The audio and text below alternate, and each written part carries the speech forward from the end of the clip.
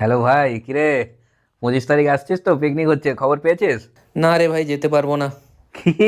ইয়ার কি মারিস না একদম। আরে সত্যি রে ভাই, যেতে পারবো না, কাজ পড়ে গেছে ভাই একটা। হ্যাট!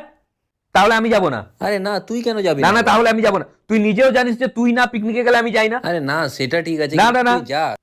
আরে কোনো আমি যেতে পারবো না তুই সত্যি। তুই নিজেও জানিস। আরে আরে কাঁদিস না এটার জন্য আবার। তুই নিজেও জানিস যে আমি পিকনিকে যাই না তুই না গেলে। আরে ভাই প্লিজ চুপ কর, কাঁদিস না কাঁদিস প্লিজ না, ভাই, এটার প্লিজ জন্য একটু কাঁদিস ট্রাই না কর। প্লিজ। তুই ট্রাই কর প্লিজ। আচ্ছা আচ্ছা, দেখছি দেখছি, দাঁড়া, আমি ট্রাই ট্রাই কর। করছি, ট্রাই করছি, তুই কাঁদিস না। ঠিক আছে। ঠিক আছে, পিকনিকে কত টাকা দিতে হবে? আরে তুই তুই এলে এটাই আমার টাকা।